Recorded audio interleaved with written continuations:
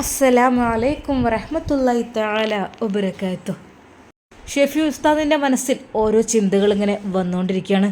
ഷെഫി ഉസ്താദ് പള്ളിയിൽ പോയപ്പോൾ കൂട്ടുകാരോടൊക്കെ കാര്യങ്ങളൊക്കെ പറയുകയാണ്. അല്ലടാ, ഒന്ന് പോയാലോ എന്ന് ആലോചിക്കുകയാണ്. സക്കീർ ഉസ്താദിനോട് അതായിരുന്നു ഷെഫി ഉസ്താദ് പറഞ്ഞത്. അല്ല, എന്തു പറ്റി? എന്തൊക്കെ തന്നെയായാലും ഈ ഒരു മദ്രസ അല്ലെങ്കിൽ ഈ ഒരു ഉസ്താദ് ജീവിതം വിടില്ല എന്നാണല്ലോ നീ പറഞ്ഞിരുന്നത്. അതാണ് ബർക്കത്തെന്നോ സാമ്പത്തികം അതുകൊണ്ടും ഉണ്ടാവുമെന്നോ അങ്ങനെയൊക്കെ പറഞ്ഞിരുന്നല്ലോ നീയേ. എന്തു പറ്റി ഷെഫി ഉസ്താദിനെ? അല്ല, എനിക്കൊരു ഡൗട്ട് കേട്ടോ. കല്യാണം കഴിഞ്ഞപ്പോൾ പെണ്ണും പിള്ള എന്തെങ്കിലും പറഞ്ഞ് പറ്റിച്ചോ? ഹേയ്, ഷെഫി ഉസ്താദ് കാര്യമായിട്ടൊന്നും പറഞ്ഞില്ല. അല്ല, അതോ ഇനി കല്യാണം കഴിഞ്ഞതിന് ശേഷം തോന്നുന്നുണ്ടോ ഒന്ന് ജീവിതമൊക്കെ ഒന്ന് മാറ്റി പിടിച്ചാൽ കൊള്ളാമെന്ന് തോന്നുന്നുണ്ടോ? ഹേയ്, അങ്ങനെയൊന്നുമില്ല. അല്ല, ആയിക്കോട്ടെ, അതിനെന്താ, കുഴപ്പമില്ലല്ലോ. നിനക്കും എൻ്റെ ഭാര്യയ്ക്കും ചില സ്വപ്നങ്ങളൊക്കെ ഉണ്ടാവും. ആ സ്വപ്നങ്ങളൊക്കെ ഒരു പക്ഷേ നേടിയെടുക്കാൻ ഈ ഒരു ഉസ്താദ് ജോലിക്ക് കഴിഞ്ഞില്ലെങ്കിലോ? എടാ, എന്തായാലും കുഴപ്പമില്ല, നല്ല രീതിയിൽ ജീവിക്കുക, അതേ പറയാനുള്ളൂ. സക്കീർ ഉസ്താദെ, എനിക്ക് പറയാനുള്ളത് മറ്റൊന്നുമല്ല. എനിക്ക് ഈ ഒരു ഫീൽഡ് തന്നെയാണ് എപ്പോഴും ഇഷ്ടം. അതിനിയിപ്പോൾ അവിടെ ഗൾഫ് രാജ്യങ്ങളിൽ അവിടെ ഏതെങ്കിലും അറബി പഠിപ്പിക്കുവാനോ അല്ലെങ്കിൽ അറബി വിഷയങ്ങളോ മദ്രസ വിഷയങ്ങളോ പഠിപ്പിക്കുവാനോ ആണ് എനിക്ക് താല്പര്യമെങ്കിൽ, അല്ലെങ്കിൽ അവിടെ ഒരു പള്ളി ഒന്നും അല്ലെങ്കിൽ ഒരു പള്ളി പരിപാലനമായാലും ശരി, ക്ലീനിങ് ആയാലും ശരി, അതൊന്നും എനിക്ക് കുഴപ്പമില്ല, നോ പ്രോബ്ലം. അതൊക്കെ ഞാൻ ചെയ്യാം. എന്തൊക്കെ തന്നെയായാലും അള്ളാഹുവിന് ഇഷ്ടപ്പെടുന്ന രീതിയിലുള്ള കാര്യങ്ങൾ. അല്ല ഷെഫി ഉസ്താദേ, ഏത് ജോലി നമുക്ക് ചെയ്യാം, അതിനൊന്നും കുഴപ്പമില്ല. നമ്മുടെ നബിമാരൊക്കെ എന്തെല്ലാം ജോലി ചെയ്തവരായിരുന്നു. ആശാരിപ്പണി എടുത്തവരുണ്ടായിരുന്നു, അങ്ങനെ പല പല ജോലികൾ ചെയ്തവരൊക്കെ ഉണ്ടായിരുന്നു. അതിലൊന്നും കുഴപ്പമില്ല. നമുക്ക് നമ്മളെ ഹലാലായ രീതിയിൽ നമുക്ക് സമ്പാദിക്കണം, അതേ ഉള്ളൂ. ജോലി ഏതായാലും കുഴപ്പമൊന്നുമില്ല. പിന്നെ ഉസ്താദിൻ്റെ ജോലി തന്നെ വേണം ആണെങ്കിൽ നമുക്കൊന്ന് അന്വേഷിച്ച് നോക്കാം. അവിടെയൊക്കെ പരിചയമുള്ള ആളുകളൊക്കെ ഉണ്ടല്ലോ, എൻ്റെ ഫാമിലി പെട്ടൊരു ഫ്രണ്ട്സുകളൊക്കെ ഉണ്ട്. നമുക്ക് അന്വേഷിച്ച് നോക്കാം. പറ്റുകയാണെങ്കിൽ ആ ഒരു ഫീൽഡിലേക്ക് എത്തിക്കിട്ടുകയാണെങ്കിൽ കാര്യമാണല്ലോ. പിന്നെ എൻ്റെ ഒരു ഫ്രണ്ട് ഉണ്ട്, അത് ബദറിലാണ്, മക്കൻ്റെയും മദീനൻ്റെയൊക്കെ ആ ഒരു ഭാഗത്തായിട്ട് ആണ്. അദ്ദേഹത്തിന് അവിടെ എന്തോ ബ്രോസ്റ്റിൻ്റെ ഷോപ്പോ അങ്ങനെ എന്തൊക്കെയാണ്. അപ്പോൾ അദ്ദേഹത്തിനോടൊക്കെ ഒന്ന് ചോദിച്ചിട്ട് സെറ്റാക്കാൻ പറ്റുമോ നോക്കാം. ഇനി പള്ളിയാണോ അല്ലെങ്കിൽ പിന്നെ നമ്മളെവിടുത്തെ പോലത്തെ മദ്രസും കാര്യങ്ങളൊന്നും ഉണ്ടാവില്ലല്ലോ. പിന്നെ പറ്റുന്നൊരു പണിയെന്ന് വെച്ചാൽ കുട്ടികൾക്ക് ഈ ട്യൂഷൻ എടുക്കുക. അതായത് മലയാളി കുട്ടികൾ തന്നെ ഉണ്ടാവും മദ്രസ വിദ്യാഭ്യാസം കിട്ടാത്ത മലയാളികളായ, അങ്ങനെ ഉണ്ടാകാൻ ചാൻസ് ഉണ്ട്. അങ്ങനെയാണെങ്കിൽ ഇൻഷാ അല്ലാ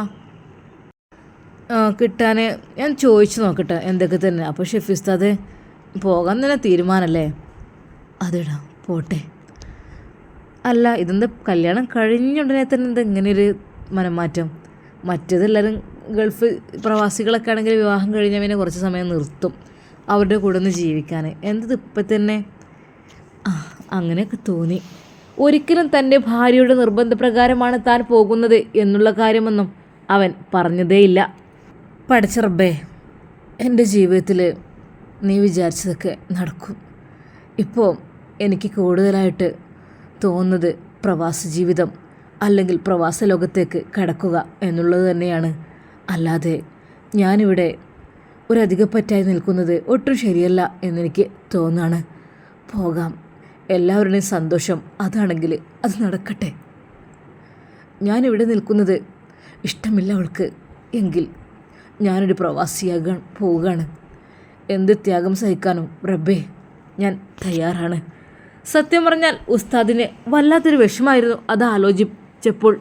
ഒരിക്കലും പ്രവാസ ലോകത്തെക്കുറിച്ച് ചിന്തിച്ചിട്ട് പോലുമില്ലായിരുന്നു. പക്ഷേ വിവാഹം കഴിഞ്ഞതോടുകൂടി പെട്ടെന്ന് അവിടേക്ക് എത്തിക്കുവാനുള്ള എല്ലാ കാര്യങ്ങളും ഒത്തുവന്നതുപോലെ ഒട്ടും ഇഷ്ടമില്ലാത്ത ലോകം, അതാണ് പ്രവാസ ജീവിതത്തിലെ ലോകം. പറഞ്ഞു കേട്ടിട്ടുണ്ട് ഒരുപാട് തൻ്റെ ഫ്രണ്ട്സുകൾ, തൻ്റെ പ്രിയപ്പെട്ടവർ. അതൊരു ലോകം തന്നെയാണ്. നമ്മൾ വിചാരിക്കും നല്ല സുഖമാണ്, പക്ഷേ അവിടെ എത്തിക്കഴിഞ്ഞാലാണ് അവരുടെ കഷ്ടപ്പാടറിയാം. പ്രത്യേകിച്ച് ജോലിയൊന്നും ഇല്ലാത്തവർക്ക്, അല്ല പഠിക്കാത്തവർക്ക്, പഠിക്കാതെ ഗൾഫിലേക്ക് പോയവർക്ക്, കാര്യമായിട്ട് സർട്ടിഫിക്കറ്റ് ഇല്ലാത്തവർക്ക്, സാധാരണക്കാർക്ക് അവർക്കാണ് ബുദ്ധിമുട്ട്. പഠിച്ചവർക്ക് കുഴപ്പമില്ല. പഠിച്ച് കോഴ്സെടുത്ത് അതിൻ്റെ സർട്ടിഫിക്കറ്റ് കാണിച്ച് ജോലി വാങ്ങിക്കുന്നവർക്ക് നോ പ്രോബ്ലം, അവർക്ക് ഇഷ്ടം പോലെ ക്യാഷാണ്. കാര്യമായിട്ട് അധികം പണിയും കാര്യങ്ങളും ഒന്നും ഉണ്ടാവില്ല. എന്നാലും ബുദ്ധിമുട്ടില്ലാത്ത രീതിയിൽ, കുഴപ്പമില്ലാത്ത രീതിയിൽ അവർക്ക് നല്ല രീതിയിൽ റാഹത്തായി ജീവിക്കുക. പക്ഷേ ചില ആളുകളുണ്ട്, പകലന്തിയോളം പണിയായിരിക്കും, ഒന്നിരിക്കട്ടെ ഒന്ന് തോന്നും, കാലുകൾ കടയുന്നുണ്ടാവും, പക്ഷേ ഒന്നിരിക്കുവാൻ പോലും സമ്മതിക്കാത്ത ആളുകൾ. ചിലയിടത്ത് അറബിച്ചുകൾ വളരെയധികം ക്രൂരന്മാരായിരിക്കും. അവിടെ ഓരോ ജോലി എപ്പോഴും ചെയ്തുകൊണ്ടേയിരിക്കണം. കേട്ടിട്ടുണ്ട് വീട്ടുജോലിക്കാരെക്കുറിച്ചും. വീട്ടിലെ ജോലി മുഴുവൻ ചെയ്തു കഴിഞ്ഞാൽ പിന്നീട് അവിടെയുള്ള അറബിച്ചിക്ക് പറയുമത്രേ, നീ ആ ഒരു മണൽ വാരിക്കൊണ്ടുവന്ന് മുറ്റത്ത് വിരിക്കൂ, വീട്ടിലെ ജോലികളെല്ലാം കഴിഞ്ഞ് ഒന്ന് സ്വസ്ഥമായിരിക്കട്ടെ എന്ന് നിൽക്കുമ്പോഴായിരിക്കും അടുത്ത ആജ്ഞ. എന്താ ഇരിക്കുന്നത്, വേഗം ആ മണൽ കൊണ്ടുവന്ന് മുറ്റത്ത് വിരിക്കൂ. അങ്ങനെ വീണ്ടും അതാ ആ മണൽ എടുക്കുവാനുള്ള പാത്രവുമായി ആ സാധുവായ മനുഷ്യൻ അങ്ങോട്ട് പോകുന്നു. അതെല്ലാം വാരിക്കൊണ്ടുവന്ന് മുറ്റത്ത്. അത് പെട്ടെന്ന് കുഴങ്ങുന്ന സംഭവമാണ്. അത്രക്കും ബുദ്ധിമുട്ടുന്ന അവരും ഉണ്ടാകും, സുഖമായി ജീവിക്കുന്നവരുണ്ടാവും. റബ്ബേ, ഞാൻ ഏത് ഇനത്തിൽപ്പെടും, ഞാൻ ഏത് ഗണത്തിൽപ്പെടും എന്നെനിക്കറിയുന്നില്ല. കാരണം എനിക്ക് ഭൗതിക വിദ്യാഭ്യാസമില്ല. ഞാൻ വെറും +2 വരെ മാത്രമേ പഠിച്ചിട്ടുള്ളൂ. പിന്നീട് അങ്ങോട്ട് പഠിച്ചില്ല. പിന്നെ അപ്പോഴേക്കും വീട്ടിലെ പ്രാരാബ്ദങ്ങളും എല്ലാം കൂടി ആയപ്പോൾ ദർസ് വിദ്യാഭ്യാസം ഉള്ളത് കൊണ്ട് തന്നെ വേഗം ഒരു മദ്രസ കിട്ടി. അതിൽ 2 നേരം മദ്രസ. അങ്ങനെ ജോലിയും കാര്യങ്ങളായിട്ട് മുന്നോട്ട് പോയി. പഠിക്കാനൊക്കെ ആഗ്രഹമുണ്ട്. പക്ഷേ വീട്ടിൽ ഉമ്മ തനിച്ചാണ്. ആദ്യമൊക്കെ ഉമ്മ അയൽപക്കത്തെ വീടുകളിലൊക്കെ പോയി സഹായിക്കുമായിരുന്നു. പിന്നീട് ഉസ്താദിന് മനസ്സിലായി, വേണ്ട, എൻ്റെ ഉമ്മയെ ഇങ്ങനെ വിടുന്നത് ശരിയല്ല, ഞാൻ ഇത്ര വലുപ്പമായല്ലോ, എനിക്കിനി ജോലിക്ക് പോകാം, ജോലിക്ക് പോയിട്ട് അധ്വാനിച്ചിൻ്റെ ഉമ്മയെ പോറ്റണം. അതായിരുന്നു ഷെഫി ഉസ്താദ് ആഗ്രഹിച്ചത്. അതുകൊണ്ട് തന്നെ തുടർ പഠനം ഷെഫി ഉസ്താദിന് സാധ്യമായിരുന്നില്ല. പഠിക്കാനൊക്കെ ആഗ്രഹമുണ്ടായിരുന്നു, പഠിക്കാൻ ഇഷ്ടമായിരുന്നു. അന്നൊരിക്കൽ ജോലിക്ക് പോണ സമയത്ത് എൻ്റെ ടീച്ചറിനെ കണ്ട്, അല്ല ഷെഫിക്ക്, നീ എന്താ ഇപ്പോൾ ചെയ്യുന്നത്? ടീച്ചറെ, ഞാൻ മദ്രസയിലും പള്ളിയിലൊക്കെ ആയിട്ട് വർക്ക് ചെയ്യാണ്. മോനെ, നീ പിന്നെ പഠിക്കാനൊന്നും പോയില്ല മോനെ? ടീച്ചറെ, +2 വരെ അത് തന്നെ എങ്ങനെയൊക്കെയോ അങ്ങോട്ട് പഠിച്ചെടുത്തതാണ്. പിന്നെ വീട്ടിലെ കാര്യങ്ങളൊക്കെ. മോനെ, എങ്കിലും മോനെ പഠിക്കാമായിരുന്നു, ഡിഗ്രിക്ക് പോയിക്കൂടായിരുന്നോ? ടീച്ചറെ, ആഗ്രഹമുണ്ട്, പക്ഷേ വീട്ടിലെ കാര്യങ്ങൾ ആലോചിക്കുമ്പോൾ ഡിഗ്രിക്ക് പോകലും ജോലിക്ക് പോകലും അത് നടക്കുന്നതായിട്ട് എനിക്ക് തോന്നിയില്ല. കാരണം ക്ലാസ്സുകൾ, പള്ളി എല്ലാം കൂടി ആയി വരുമ്പോൾ ഡിഗ്രി ചെയ്യാനും ഇനി ഇൻഷാ അല്ലാ ഓൺലൈനായിട്ട് അങ്ങനെ എന്തെങ്കിലും നോക്കുകയാണ്. അങ്ങനെ ആഗ്രഹമുണ്ട്. മോനെ, പഠിക്കാൻ കേട്ടോ. പഠിച്ചു കഴിഞ്ഞാലാണ് എവിടെയെങ്കിലുമൊക്കെ പിടിച്ചു നിൽക്കാൻ പറ്റുള്ളൂ. മോൻ പഠിച്ച് എന്തെങ്കിലും ജോലി, എന്തെങ്കിലും കോഴ്സ് എടുത്ത് കംപ്ലീറ്റ് ആക്കാൻ നോക്ക്. അല്ലാതെ ഇപ്പോൾ തന്നെ ഇങ്ങനെ, അല്ല കുഴപ്പമില്ല, ജോലി ഉണ്ടല്ലോ, എങ്കിലും മോനെ പഠനം കൂടെ കൊണ്ടുപോയാൽ നല്ലതായിരിക്കും. ആ ടീച്ചറുടെ ഉപദേശം അത് തലയ്ക്ക് വല്ലാതെ പിടിച്ചിരുന്നു. എങ്ങനെയെങ്കിലും ഡിഗ്രി എടുക്കണം, അത് ഓൺലൈനായിട്ടാണെങ്കിലും. അതിനിടക്ക് പിന്നെ ഉമ്മക്ക് സുഖമില്ലാതായി. അപ്പോൾ പിന്നെ ഉമ്മയെ നോക്കലും എല്ലാം, ഉപ്പയൊന്നും ഇല്ലാത്ത സ്ഥിതിക്ക് ഉമ്മയെ അങ്ങനെ കഷ്ടപ്പെടുത്താൻ പാടില്ലല്ലോ. അങ്ങനെ ഞാൻ ജോലിക്കിറങ്ങി. ഉമ്മക്ക് വേണ്ടി ഞാനും അധ്വാനിച്ച് കൊണ്ടുകൊടുത്തു. പിന്നീട് ഉമ്മയെ വീട്ടിലേക്കൊന്നും ജോലിക്ക് വിട്ടില്ല. അങ്ങനെയൊക്കെയായിരുന്നു ഷെഫി ഉസ്താദിൻ്റെ ജീവിതം. പക്ഷേ ഇപ്പോൾ പ്രവാസ ലോകത്ത് റബ്ബേ, പഠിച്ചവർക്ക് സ്ഥാനമുള്ളൂ എന്നുള്ള വാക്ക്. പിന്നെ ബിസിനസ്സുകാർ, അങ്ങനെയുണ്ട്, ബിസിനസ് ചെയ്യാൻ കഴിയുന്നവർ, അവർ രക്ഷപ്പെടും എന്നൊക്കെ അറിയാം. എന്തൊക്കെ തന്നാലും വേണ്ടില്ല, മറ്റുള്ളവരുടെ സന്തോഷം എൻ്റെ ഒരു ജീവിതം കൊണ്ട് ലഭിക്കുകയാണെങ്കിൽ അല്ലാ, മറ്റുള്ളവർ സന്തോഷിക്കട്ടെ, എനിക്ക് അതിന് യാതൊരു മടിയില്ല. എൻ്റെ കാരണം കൊണ്ട് ഒരാൾക്കൊരു സന്തോഷം കിട്ടുകയാണെങ്കിൽ അതായിരിക്കും നല്ലത്. അല്ല ഉസ്താദെ, എന്തിവിടെ ചിന്തിച്ചിരിക്കുന്നത്? ഷെഫി ഉസ്താദെ പിന്നിൽ നിന്ന് അതാ ഒരു കൈ വെച്ചപ്പോഴാണ് ഉസ്താദ് തിരിഞ്ഞു നോക്കിയത്. ഉസ്താദെ, നിങ്ങളോ? മറ്റാരും ആയിരുന്നില്ല, അത് നമ്മുടെ ഫർസാനയുടെ ഉപ്പ, അതായത് തൻ്റെ പ്രിയപ്പെട്ട ശിഷ്യനെ തോണ്ടിക്കൊണ്ടാണ് പറഞ്ഞത്. ഷെഫി ഉസ്താദെ, എന്താ ഇങ്ങനെ ചിന്തിച്ച് നിൽക്കുന്നത്? കാര്യങ്ങൾ മോനെ എന്തൊക്കെയായി? ഉസ്താദെ കുഴപ്പമൊന്നുമില്ല. ഉസ്താദ് എനിക്ക് വേണ്ടി ദുആ ചെയ്യണം. മോനെ എന്ത് പ്രത്യേകിച്ച്? അല്ല ഉസ്താദെ, ഞാൻ ഇവിടെ വിട്ട് പോവുകയാണ്. മോനെ എങ്ങോട്ട് പോകുന്നു? അത് ഉസ്താദെ, എനിക്ക് പോയേ മതിയാവും.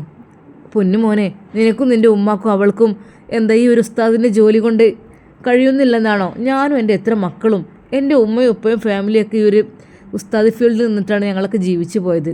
എന്തേ മോനക്ക് എൻ്റെ മക്കളെ കെട്ടിക്കാനായോ? അതോ വേറെ വല്ലതുമാണോ? നിങ്ങൾക്ക് ജീവിക്കാൻ അത്യാവശ്യത്തിന് വീടില്ലേ? മോൻ ഇവിടെ നിന്നോ? അതല്ലേ നല്ലത്. അതൊന്നും പോരെ നിങ്ങൾക്ക്? ഉസ്താദിൻ്റെ ആ ഒരു വാക്കുകൾ കേട്ട് ഷെഫി ഉസ്താദ് ഒരു നിമിഷം ചിന്തിക്കാത്തതിനല്ല, അല്ല ഞാനെന്തിനാ പോകുന്നത്? ഞാൻ, എൻ്റെ ഭാര്യ, എൻ്റെ ഉമ്മ, ഞങ്ങൾ 3 പേരടങ്ങുന്ന ചെറിയൊരു കുടുംബം. ഞങ്ങൾക്ക് അത്യാവശ്യം താമസിക്കാനുള്ള വീടുണ്ട്, അത് പഠിച്ചറബ് തന്നിക്കണ്. പിന്നെന്താ, ജീവിക്കാൻ അത് ഞങ്ങൾക്ക് ഉണ്ടാവും. അത് ഈ ജോലി കൊണ്ട് തന്നെ ഉണ്ടാകും, അത് ഉറപ്പുണ്ട്. പക്ഷേ വിഷയം എനിക്കല്ലല്ലോ, ജീവിക്കാൻ എനിക്കറിയാം. എൻ്റെ ഭാര്യയും എൻ്റെ ഉമ്മയും പോറ്റാൻ എനിക്കറിയാം. പക്ഷേ മറ്റു പല വലിയ വലിയ കാര്യങ്ങളാണ് എൻ്റെ ഭാര്യ എന്നിൽ അടിച്ചേൽപ്പിച്ചത്. അതുകൊണ്ട് തന്നെ എനിക്ക് പോയി മതിയാവൂ.